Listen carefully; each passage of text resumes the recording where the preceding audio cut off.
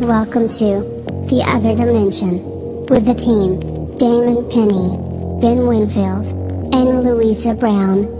We guide you through the supernatural, the occult, and the unexplained, answering questions that will make you question your grip of reality, with special guests guiding you through everything from demons to divination, cryptids to crystals, religion to skeptics. We explore in depth the true meaning of the unexplained. So strap in, kick back, and enjoy as we enter the other dimension.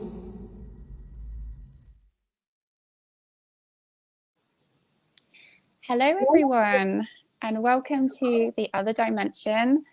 I am your host Kate today, and this is our guest Jeremy. Very, very, very happy to have Jeremy on the show. Thank you for coming, Jeremy. And this is the first ever episode of Got Stories to Tell, and I hope you guys enjoy it. Please comment if you've got any questions or just want to say hi. Please comment below. So, we've already got Jan on. Hi, how are you doing? She follows me everywhere. Oh, that's amazing. You got a strong fan base, Jeremy, I think. Very, very. We've got Natasha. Natasha's a massive regular here on The Other Dimension. So hi, Natasha. And hi, Louisa. I am also sharing this out to a whole bunch of different places. Nice. Oh, thank you, Jeremy. That's amazing. Yeah. It's your first show. We want to make it successful, don't we? Thank you so much. That's so kind. So, Jeremy, I think we'll go right in. I'm going to start questioning you. I hope that's okay. If the questions get too intense, just tell me.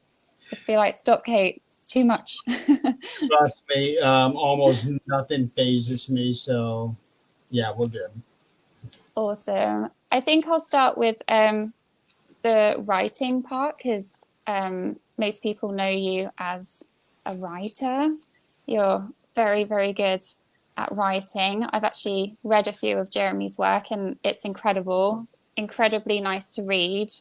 Not so heavy going like some horror authors are known to be. Then I'm gonna with the one I'm working on now. Oh no. Are you getting heavier? Are you getting deeper into that style? The one that I'm working on right now is called Gordon's Recovery, and Right. it is very much a fictionalized telling of my real life accident that I had a couple of years ago. Wow. Okay. I'm going to come on to that definitely, because we need to know about all of this stuff, because this is what makes Jeremy, I think.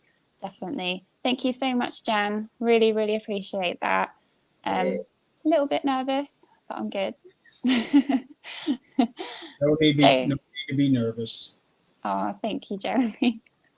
I want to ask you, what got you interested in writing in the first place? But believe it or not, I started doing my first bit of writing when I was 13, but it had nothing to do with storytelling. Right. I was more or less a lyrical writer, so I was just writing lyrics for songs, and I've done that for many, many years before I even tried my hand at trying to write a story. Oh, wow. Yeah, because you're very musical, aren't you? I know that you do a bit of singing. Do you play an instrument? No. No. Okay. What kind of lyrics were you writing for? Was it heavy rock? Everything, anything that I write, I'm more like with most singers that you see out there, they're always in a specific genre, and it's very rare that you have somebody crossing over like Taylor Swift did. Yeah. But for me, I like to write to all different kinds of things. So I've written stuff that is meant for hard rock. I've written stuff for soft rock. I've written stuff for country, heavy metal, rap. Wow. Yeah. And have you ever had that put to music, or is that an ambition of yours? One song. One song. I got one Okay. song. It was actually just released last year, less than a year ago. Oh, It's called The wow. Battle. And it was actually something that a buddy of mine, John Griffin, he and I were, he had his own side project for a documentary that he was making for his team called You and I Research. And he was making a documentary called Paranormal Puzzle. Um, and Right. he invited me to come along and be a part of this documentary and the ongoing series that he had been filming. Oh, And wow. we both had the idea of doing an original song because, as far as he and I both knew, there had never been a paranormal show that had an original song written specifically for that.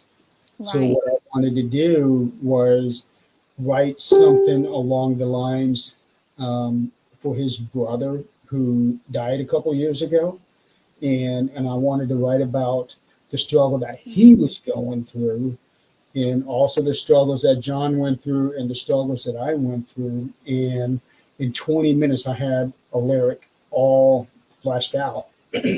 Oh, my And goodness. next thing I know, we got music to it. The person who wrote the music also recorded it, sang it, and turned it into a duet.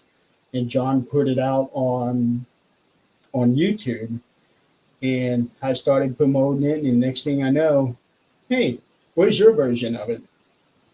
And so I thought, oh, okay, so I'm supposed to sing my own version. So I did and put it out on YouTube, and quite a That's few people. amazing. Yeah.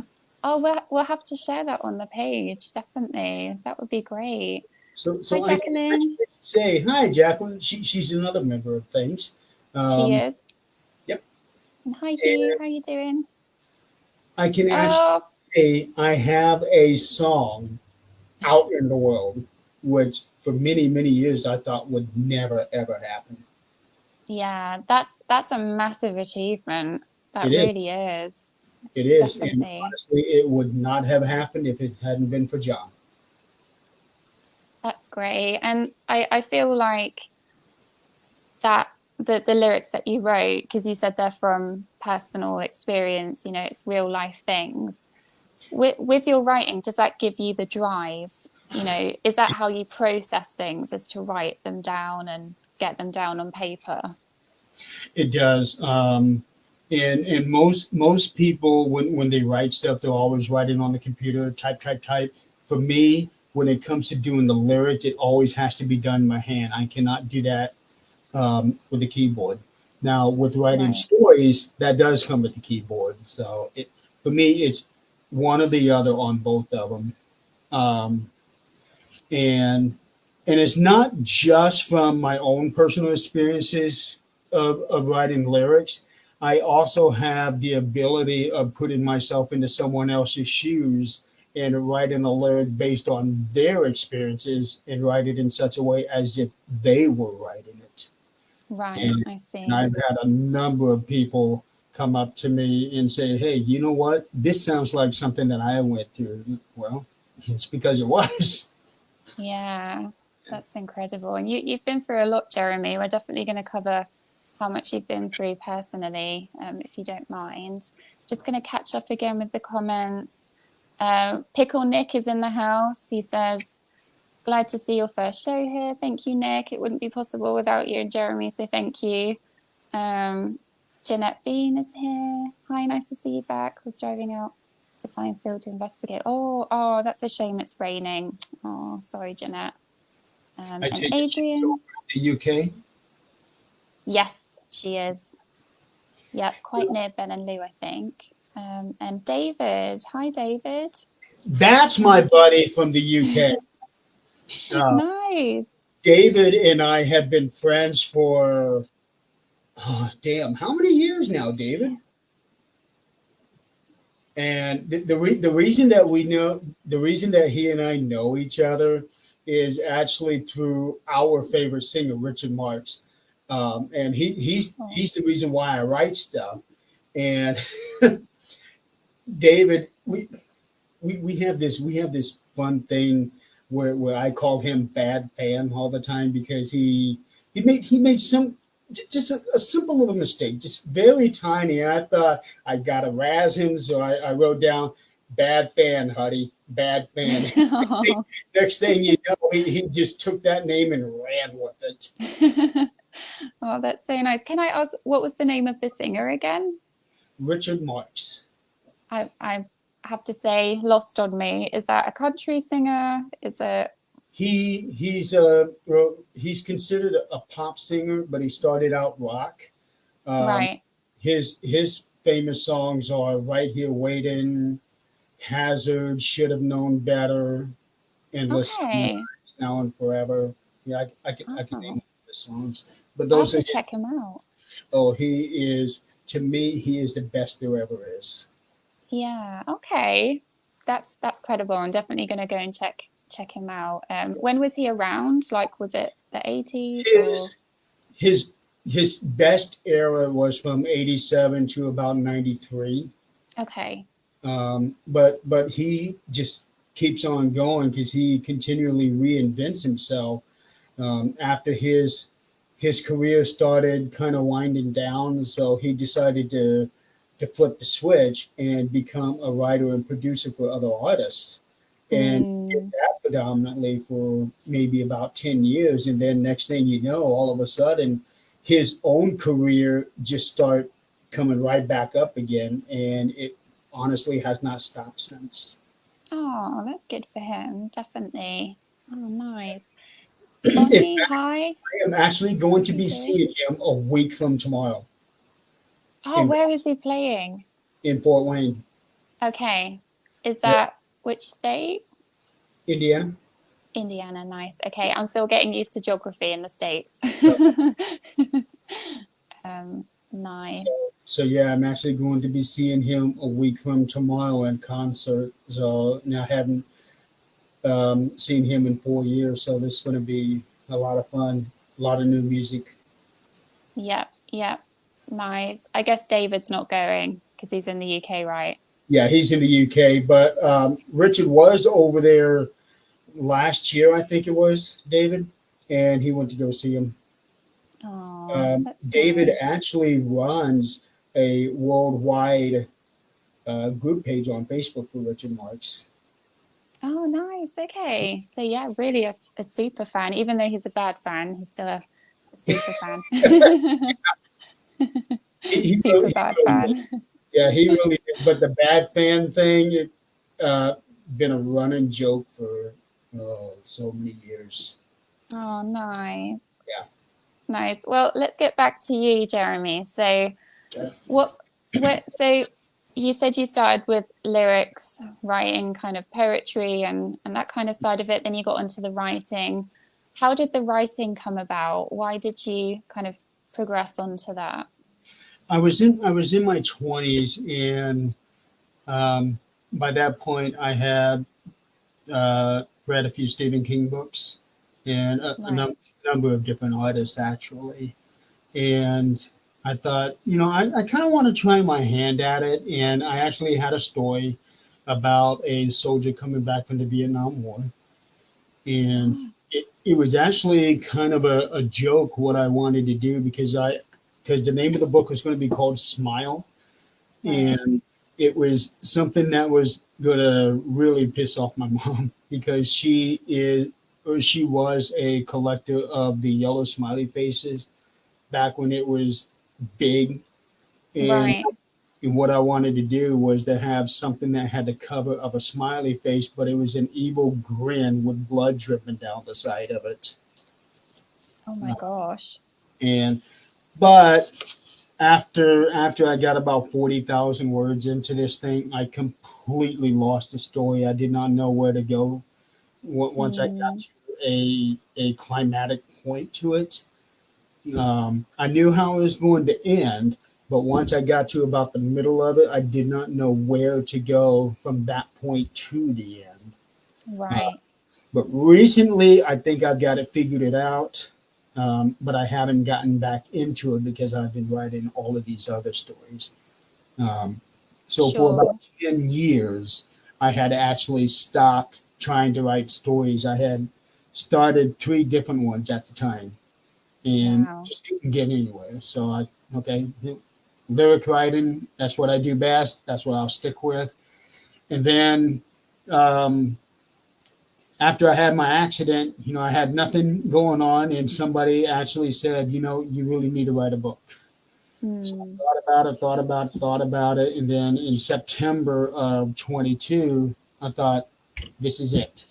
I'm going to start writing, and I started writing on the memoir about the accident. And then Hmm. in November, I started writing out stories, short stories, and hadn't stopped since. I have read a few of your short stories, and I have to say they are so good because they keep you interested and they're gripping and not overly, descriptive, not like Game of Thrones style. I couldn't stick with any of very, very descriptive, heavy writing. It's just a bit too much. I've heard he is a hard writer to get into. Oh, so difficult. Yeah, personally speaking, I mean, people love him, that's fine, but just personally speaking, it was a bit too heavy for me. But yeah, but may I ask you about this accident that you had because it had such a huge impact on your life and your creativity. It Could we changed. ask about it? Yeah, It changed everything. So I'll try to describe what happened without really getting into the gory parts because, to be sure. perfectly honest, the entire incident was nothing but gore. Um, Oh, so I worked in an ice cream factory. Um, okay. are you familiar with the drumsticks, the ice cream cones, and the ball top, and the peanuts Yeah. that are on it? So that's the factory that I live in. We made those, and the department that I work in is the material handling department. So I was driving a forklift, delivering materials to all the different lines that makes these things. And Okay. part, part of our job is making sure that the peanut room is staying up and running. And the peanut room is basically the thing where we have 2,000 pound bags of peanuts come in, and Right. we attach them to a tank that shoots the peanuts off and go to the line so that they can get sprinkled, well, not sprinkled onto the ball top. And this tank holds roughly 800 pounds of peanuts at a time, Oh my and goodness. it is sitting right in front of you, and then the 2,000 pound bag is on top of it, and you got this little access valve, Yeah. so that it drops so many pounds of peanuts, and then it shuts off, and then the tank will empty down, and then it will drop some more down and shuts itself off. So it was getting to the point where the bag is almost empty. So once it's empty, you take it down, you put a new one up, and the whole process takes about 20-25 minutes. I went in there, um, and it was just getting ready to empty out. So there's a little button where that you can push to force the rest of it down when the tank is empty enough to receive peanuts, but it hasn't Okay. gotten past the sensor. Right. So I did that. Everything dropped down, um, and once everything shuts back up, now you can take the peanut bag down, disconnect it from that chute, take it down, bring in a new one, and put it up there. Well, at the top of this tank, there is a little sight glass that you can look into to see how full or empty it is. And the Okay. clamp around that sight glass failed, and Right. it's about that big around, that thick, and it Right. came up and hit me right in the face. It Oh my blew gosh. off. It blew off the tank. So it was a fault with the machine then that it did that. Yes. Oh my gosh. Yeah. I can't even imagine the pain. I can't even imagine. I went through it. Oh my gosh, Um, Jeremy. and the damage that it did was so severe that the operating doctor told me that if that sight glass had been in 1 inch in any direction, it would have been fatal. How it No. wasn't fatal to begin with, he doesn't know. Oh Yeah, man. Nick has heard all the details. So, I'm so so what sorry, it Jeremy. did, I know you can't really see it on here, but there is a scar that starts right here, and it comes down zigzagging here across the nose and goes all the way up to about here, and Oh man. that's where it split everything open. Um, it destroyed my nose. This part right here was crinkled like an accordion and shifted over to the side, and my my joint, the TMJ, was broke, so I Oh my I couldn't use God. my jaw. Yeah, it was bad. Yeah. Um, I'm and so sorry, Jeremy. about a year later, I saw a picture of what I looked like right when they were taking me into the operating room. So I saw the condition that I was in.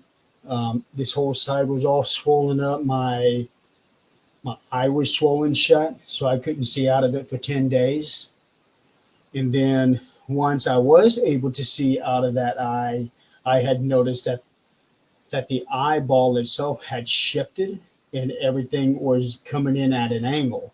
So Right. so my right eye I was looking like this, the left eye was like this. Oh man. Um, but that has since been corrected for the most part. Right. Yeah. Um, yeah, it was the scariest time of my life. I'll say that. Yes, It was absolutely. it was very scary. Um, I did not know what was going to happen from this point on. It Mm. even after the surgery that night, it was still touch and go for a while. And 3 days Wow. later, I had surgery again, where the doctor put my face back together because all they did that night was just sew everything up just to stop the bleeding. So when I clenched my teeth in between those 3 days, I could actually feel everything moving, including up here. Oh man. Yeah. I can't even imagine, Jeremy. I'm so sorry you had to go through that. I just really hope that things are going better now for you, that they've managed to correct things. Things are a lot better. There's still a few things that need to be fixed, like the surgery that I'm having on Monday. Um, but here's the thing: if I did not have this accident, I would still be working with that company. Yeah. Technically, I'm still employed with them. Right. I'm Okay. still getting insurance. But if that accident had not happened, I would still be working over there and not home, and probably you would not have been able to read a single word that you've read Hmm. because my job is so mentally exhausted Yeah. that by the time I get home, I don't feel like doing anything. No. No. I mean that was physical work, wasn't it? As well Yeah, as mental, like to go through all of that. And it's it wasn't safe. I mean, how can you work in those conditions where machinery like that is not safe? right. That's Well, awful. it was safe at first, but the plant's been going through a huge expansion that was slated to be going on for 3 years. Far as I know, they're still working on it. I haven't been by there anytime lately, uh, Right. but they were going through. It was supposed to be a 3 year expansion where the building was practically going to be double and almost triple the size. In fact, Wow. they had recently bought the property right next door Right. where they was going to do the expansion, and the company that came in and moved the peanut machine to a different area. And ever since they moved it, I have been telling people this thing is not sturdy like it used to be. Mm, We had nothing but problems with it from that point on, up until it ultimately blew up in my face. that's awful. Oh my gosh, Jeremy. How did you get through that? It wasn't easy. Luckily, I had a huge support system. Uh, Good. I had my dad, I had my sisters. They drove me everywhere up until it was time for until I was able to drive again. I had a bunch of friends nearby that made sure I was okay, and then I had a lot of people online that helped me out. Nick, Adrian, That's so all of them lovely. guys. Yeah, huge support system, and um, and like what Jacqueline had said, kept the network going at the same Yeah. time. That was because Adrian and Crystal um, immediately jumped in, made sure that the network was running fine because they knew it was going to be a good while before I could do anything. And yeah, I had just started it. The network had been running a month and a half Right. when it happened. That's right. Yeah, I had just started it. Um, and I was in the hospital almost for 3 weeks before I came home, and that's where the real healing started coming in. Because once I got home, all of a sudden I started feeling better about things because I was home, Yeah. Yeah. and for everybody, that's where you feel you're safest. Yeah. Absolutely. And the amount of post-traumatic stress that must come from that as well. I don't think you should be working near those machines ever again, to be honest. I mean, Well, a lot of people have told me that I should never have to go back to work ever. no, no. Um, but I'm being realistic about it. It's to me it's just a matter of time before they're gonna try to push me back in there. So Sure. that's why I'm doing all these writings, writing books, writing stories, to and trying to find an agent. Yeah. Uh, and Yeah. Yeah. Of course. I mean, it would be amazing if you could become an established author, and do that as a living, as opposed to going back to somewhere that brings back extremely painful memories and a whole life experience that nobody should have to go through, really, because that is just a but traumatic accident and that should never have happened. it Um, should never have happened. But had it never happened, I would not have sure, the opportunity to do what I'm doing now. sure, true, It's that catch-22 situation. I needed that to happen in order for me to refocus on my priorities. sure, sure. Yeah. So I wanted to ask a little bit about Things Network, because you were talking a lot about the network and you kept the network going. Could you just explain to people that don't know what Things Network is? Could you just describe that? Because you are the founder, are you not? Yeah. Well, not the only founder, but I am the owner of it. Uh, Hmm. there, Right. there there was a number of us that started it up. Crystal, Tim, Adrian. There were several of us that started putting in the work to do this thing. But ultimately, if you're talking about, like Top Guy or ownership, I own the Things Network. Right. Right. Um, so you could argue that the final say thing, but I don't like doing that unless it's necessary. Sure. I lean on the staff, which is Nick, Adrian, Eileen. They're on the staff. Scott Smith. We are the staff for the network. It's Sure. not Sure. just I make every decision. That's not going to happen. They help me make the decision. Sure. It's a collective group, isn't it? And how would you describe, like, what does Things do? What is it? Well, Things is different from the Things Network. The Things Network is just basically a paranormal podcast channel. Nice. Okay. That's really all it is. It's not. Um, it's not. It says network, but then again, every other network out there have network in the name, but it's not like a TV network or anything like that. You're not going to see us on Amazon Prime. We're just on Facebook. We're just on YouTube. Just Sure. a social media thing, really. That's really all it is when you get down to the dirty of it. But it's something that we have been building, and it just keeps growing and growing and growing. We're expanding worldwide. We Yeah. are in the process of getting our second um, Asian show. We have several shows from UK, like Jacqueline. She was one of the very first to have a show on the network. She is a Things Network original, I guess if you want to call it that, like so many others do. So Jacqueline That's would be, amazing.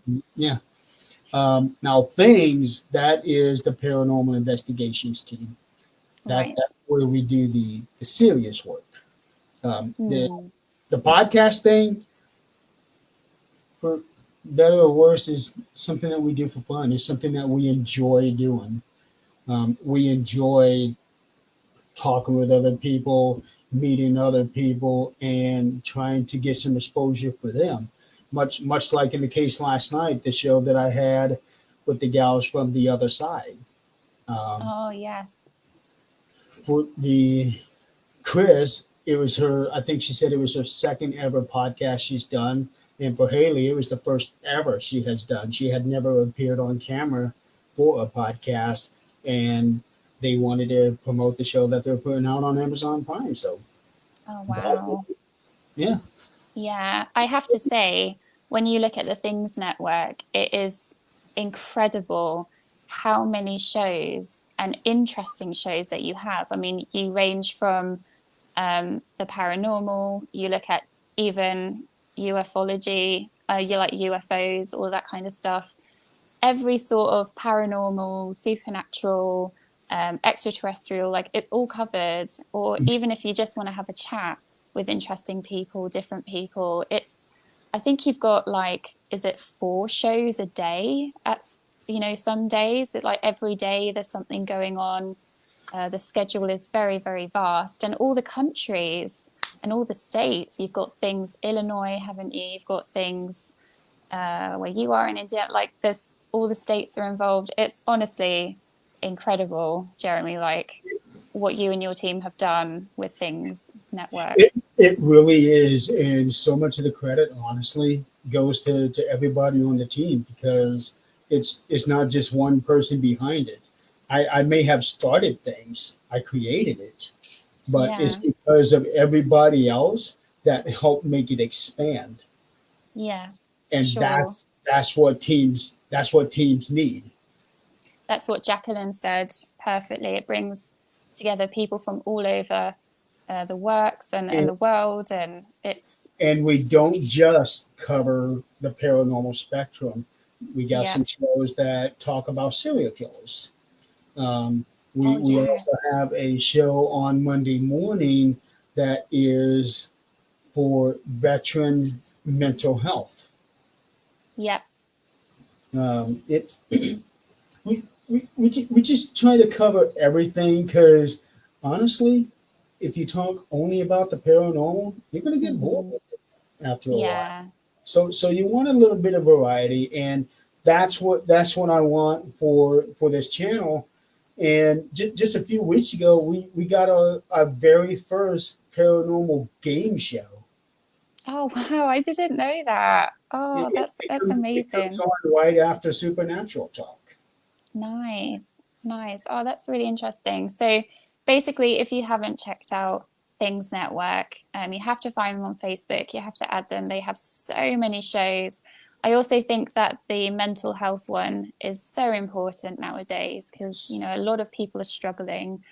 I think also paranormal and mental health, they are quite strongly connected as well because people don't understand a lot of things that are going on.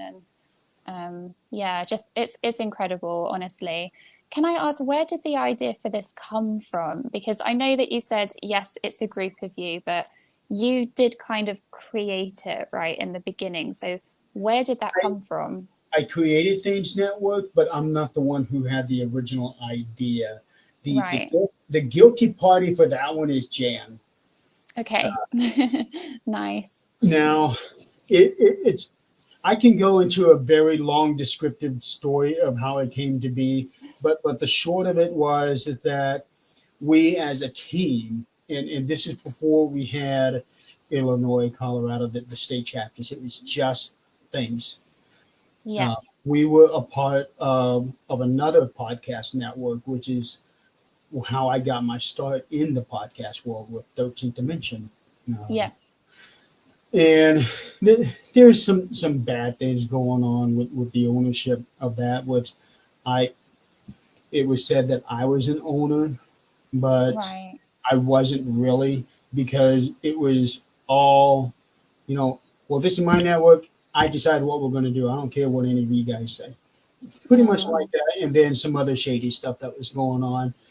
We decided to split away from them and create Things Network. And I never imagined that. We started with 20 some shows. Right. And we only had 1 month from the time that we announced, okay, this is what we're going to do, to the time that we actually launched. And Wow. so many shows came in, say, hey, we want to be a part of this.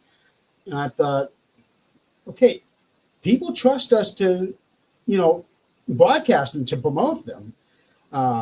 And just, you don't want to fail them.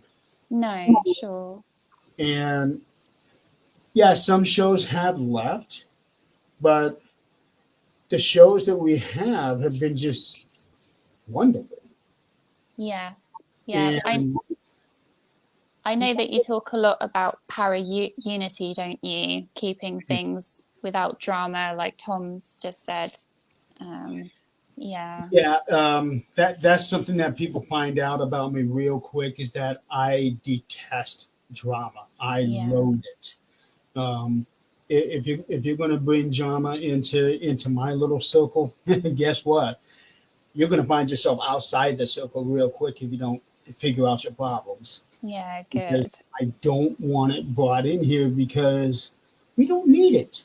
We shouldn't have to deal with drama. Yes. Yeah. If I want drama, I'm going to pop in a DVD and watch it, and then watch a soap opera. Yeah. But the word pure unity, I completely believe in the ideals of it, but I get it where a lot of people are saying that bad unity, that pure unity has a bad rep to it. And, okay. And to some extent it does, because of people that repeatedly misuse the term. Yeah. But it's really the ideals behind pure unity that you want to focus on. Rather if you call it pure unity, pure family, I don't care what you call it. It's the principles behind it that you want to focus on. I agree. Yeah. And drama isn't one of them. No. Definitely. Oh, that's amazing, Jeremy. May I ask you a bit more about your paranormal side? Because you are a paranormal investigator, aren't you? I am. And that was really the whole start of things, because I saw this as a way of being able to help people in a much different way, because everybody needs help in some way. But unfortunately, the people that say they need help don't really need help, because it's like a lot of times with the people that are standing in the corners with the sign, hey, need help, appreciate whatever. And you see those same people there week after week after week after week for several years. It's almost like they have a work schedule where they stand at that corner.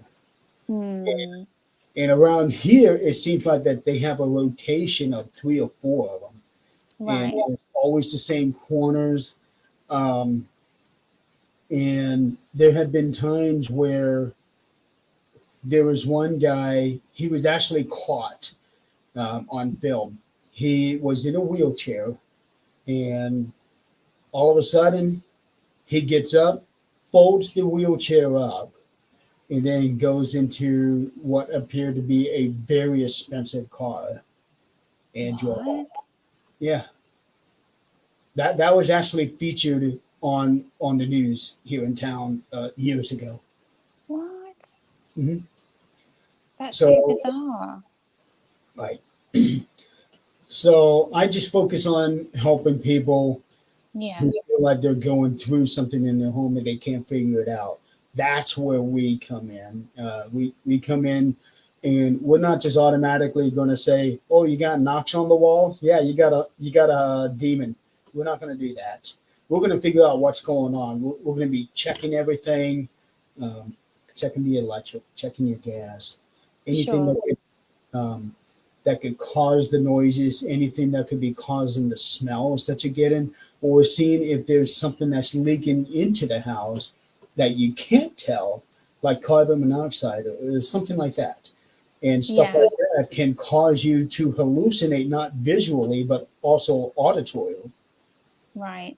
That's a good point. Yeah.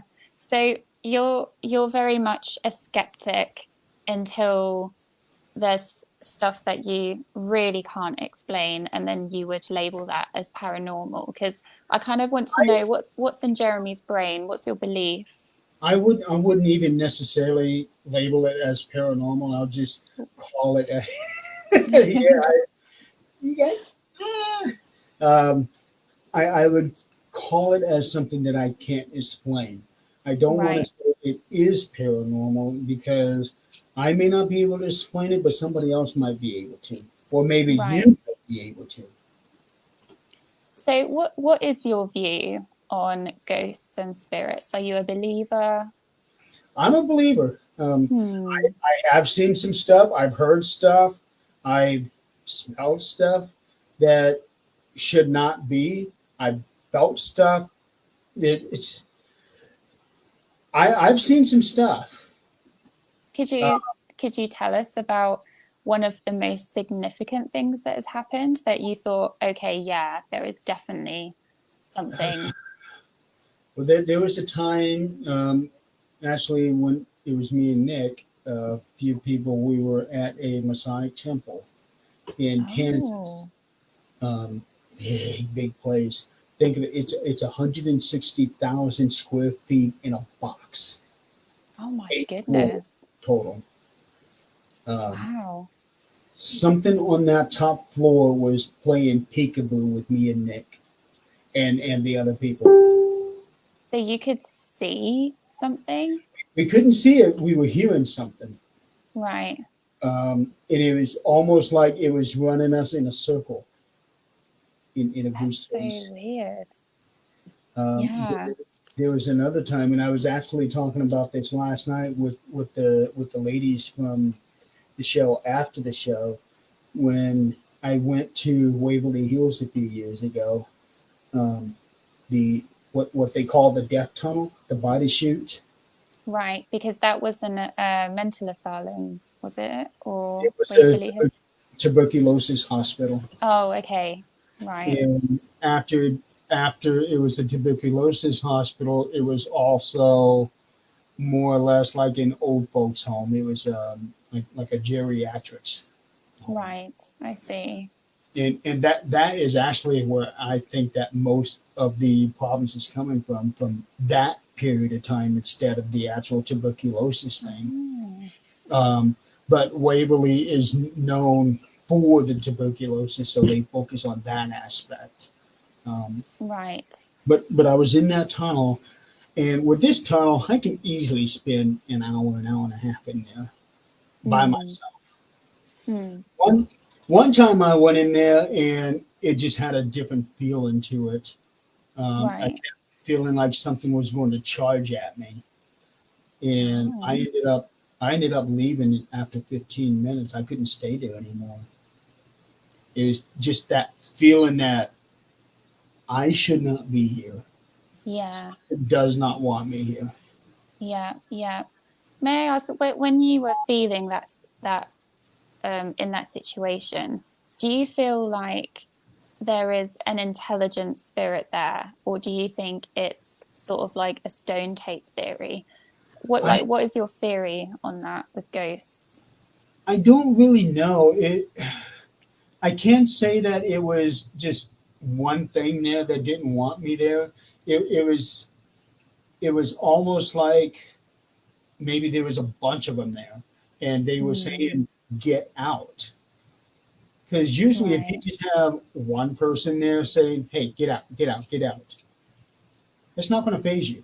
But if you have 10 people in front of you saying, "Get out," maybe you should get Yeah. out.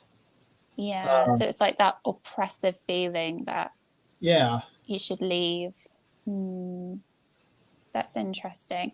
And then the noise you heard in that other place, or you said it was playing peekaboo, what kind of noise was it? Like, how did you know it was paranormal and not maybe somebody in the building or a rat or something like that?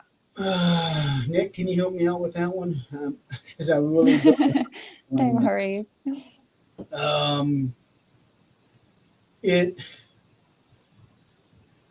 Or was it a feeling, maybe a feeling that you weren't alone? well for me, I didn't have that. I didn't have that kind of an anxiety type feeling like I did at Waverly, but Yeah. it was like almost like a cat and mouse game. Like, oh, let's go over there, and then Right. it was almost like it was taunting us. Yeah. Yeah. Like playing a game. Yeah, that's really the best way that I can describe it. Uh, Nick might be able to describe it better. It it was just really weird. Yeah. But he caught that on video. He, Oh, he was that's he was interesting. actually live on his page when that was happening. Where is that at, Jeremy? Chris The, asks. the Masonic Temple in Salina, Kansas. Hmm. Yeah, that must be quite a strange feeling just even being in there. Um, Oh man, that place is so beautiful. Uh, hmm. it is. It was not like how a lot of other places are, where it's run down and everything. They still have businesses there operating out of there. Oh, It's okay. just that the Freemasons don't operate there anymore. They went to a different building in the city, Right. and now they're, I don't know if they're leasing space to other businesses, but there are people there. It's not an abandoned building. Hmm. They use it for wedding ceremonies, graduations, things like that. Yeah. Yeah. Nick says was a bizarre feeling, but probably one of the best investigations. Yes, Interesting. Yeah. yes. It is definitely one of my personal favorites to go to.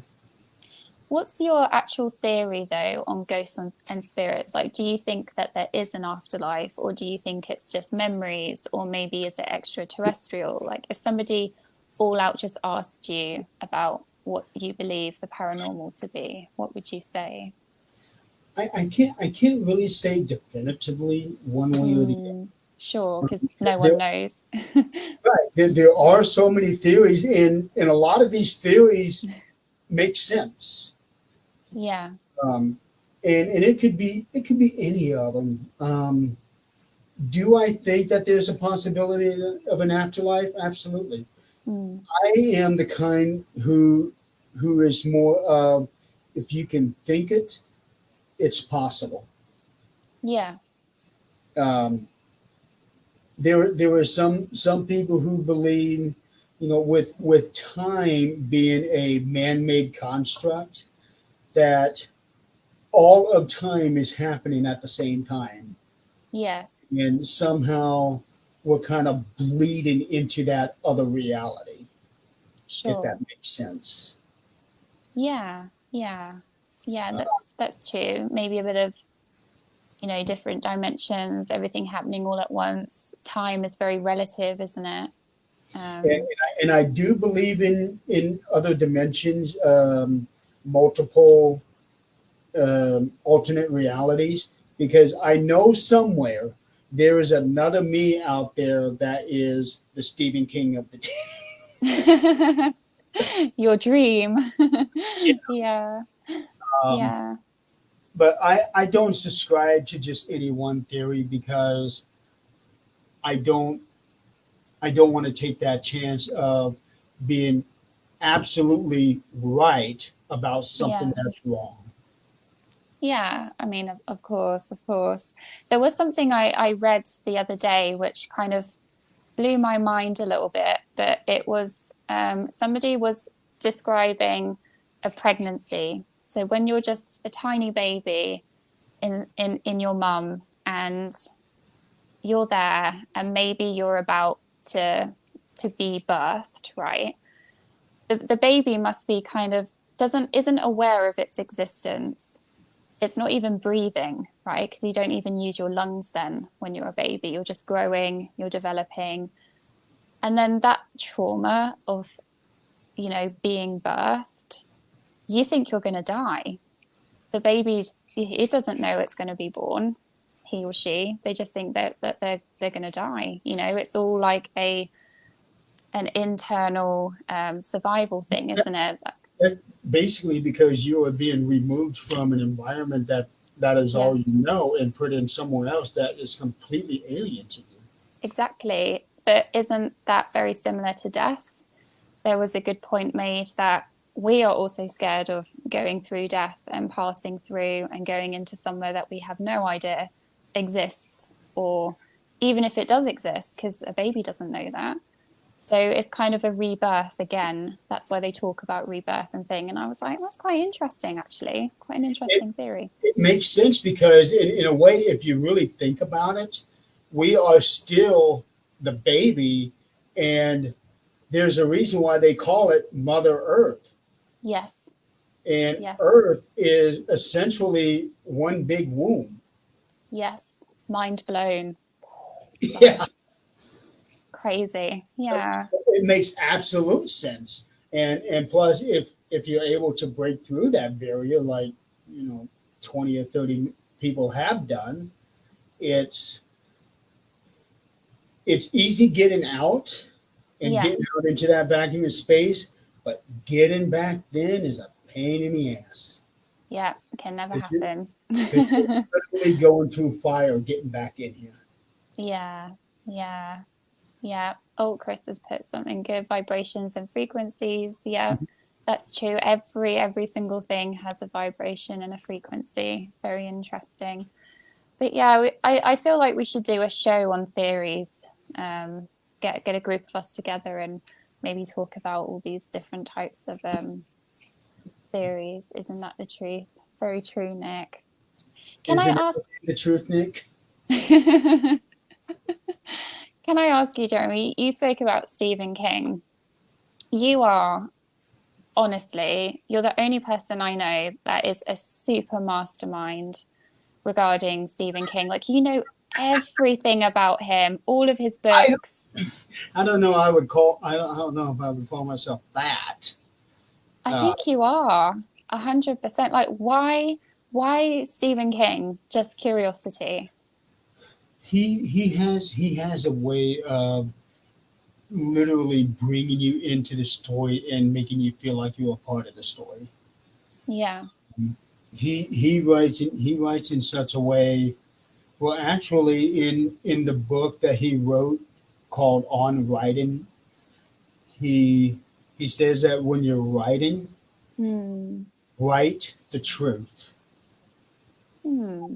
And it's curious that the way that he said that, because I kept thinking about it.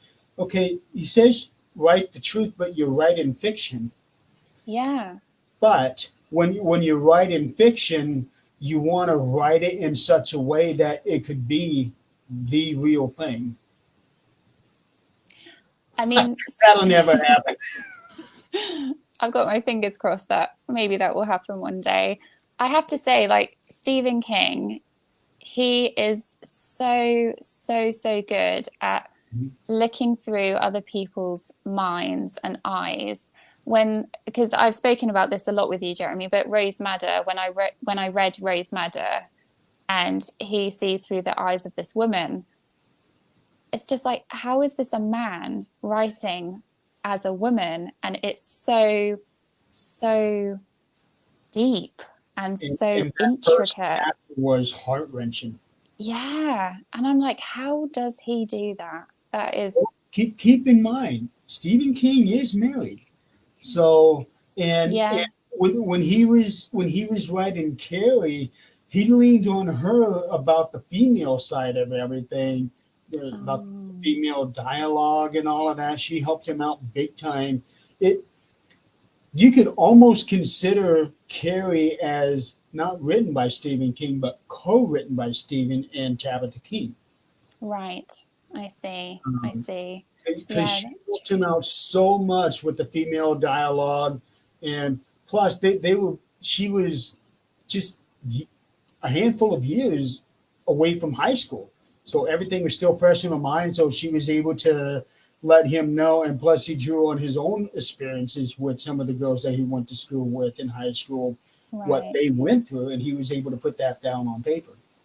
It's incredible. It really is. Do you feel like there is a lot of influence in your work because of Stephen King? Do you? Oh, Yeah. yeah, because if you look at some of the stuff that I write about, it's not. I don't want to say direct in what's going on. It's like, okay, we're going through this, but at the same time, this is also going in our head. That is helping put what you're going through now into perspective. Right. Yes. It's an amazing skill. I'm not sure if I could do that.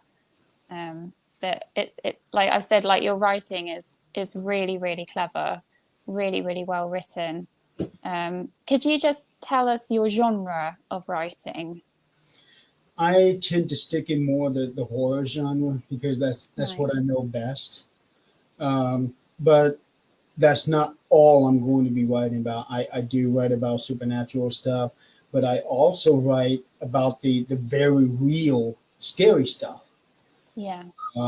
Like there's one story that I wrote that is called Silent Scream, and it's basically from the perspective of an old man who now lived in a nursing home, and Oh, it's one of those cases where he's gonna live out the rest of his life there, and his yeah. family is coming to visit him for Christmas about a week or so before Christmas, and all he wants to do is leave and go back home with them, but he knows that that's not possible.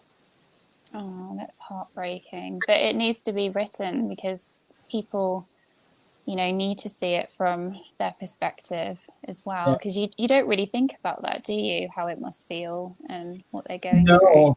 No, and then there's another one that I wrote that is called Jey, which is actually my initials. Um, Ah, and I use that because that was the name of one of my dogs. His name was Jed. oh, And there's always stories about how what people go through when they have to put their dog down or put their cat down. oh, They have to yeah, have them euthanized, but nobody ever thinks about what is it like for the animal. yeah. Oh gosh, So I wrote the short story from the dog's perspective, from the time that he wakes up in the cage at the vet, right. and he's thinking about, okay, why am I here? There was a mailman, thinking about the mailman that came to deliver mail, and he went and bites him because it was the different mailman that he was used to. Mm, Somebody filling in for this guy, but he doesn't understand that. And when he stepped into the porch and made what the dog thought was a move at one of the young children, you don't mess with my family. And yeah. he went after him. and now he's in the vet, and just thinking about these things, and you actually go through the process of him getting those shots to the last words that go through his mind. Oh, that's heartbreaking. How I do did not you? give that to you for the purpose because I don't know if you'd be able to handle that. Yeah, well, my dad's watching, and our family dog Jenna, she had to be euthanized at the end because she lost all feeling in her back legs. Just her legs went just due to old age. But she was euthanized at home in our sitting room, and that was the best that we could offer her. But to read a dog being sort of euthanized at a vet, that would be heartbreaking. Yeah, I don't think I could cope with that. Yeah. It was, and the reason that I write these things is I want to give the reader different perspectives to read from, because most of the times it's always from the perspective of the person going through this, going through that, but you almost never find something from a secondary character or the perspective of an animal. Yeah, Um, yeah. It's and important to know. and the stories that I write also, every one of them has some sort of a social message embedded into it. And one Yeah. of those things, for at least for Jay, is okay, it's heartbreaking to me that I have to put my dog down, but what is he going through? Yeah. Yeah. That's so And important, isn't yeah, it? It so so really that's is. so that's what I try to do, because I don't want to write a story for the sake of writing a story. No, no. I That Yeah, there's a lot of feeling in your stories, Jeremy. A lot of feeling, a lot of depth, a lot of thought, food for thought. I think is it's incredible. So I have to say, um, first of all, I really, really hope that you are able to achieve that dream of being an author. We all support you here, and I would love to see your books eventually get published once they're all done and ready to go. Your short stories, your books. You're writing a book about your accident, you said.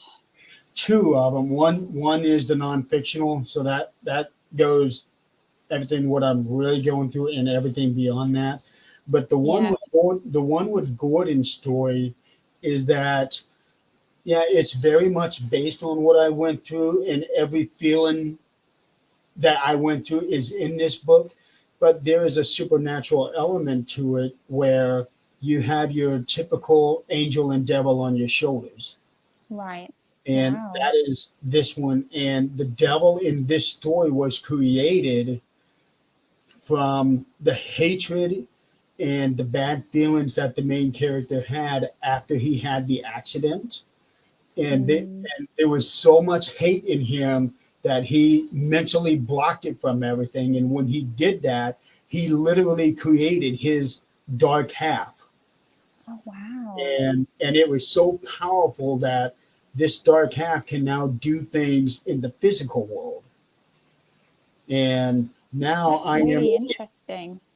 now I am getting ready to bring in the angel side of him, because he just now went through a surgery that changed a lot of things for him for the better, Yeah.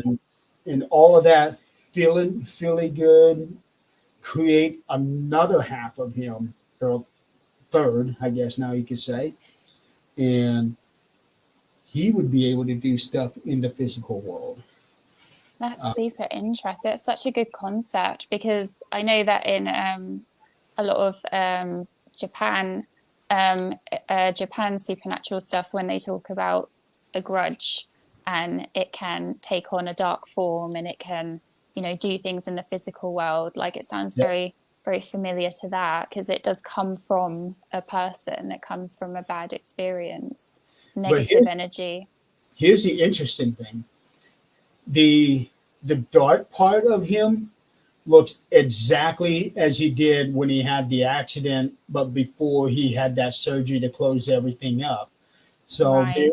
So there is a lot of description of, oh man, the blood, the bone that I put into this story.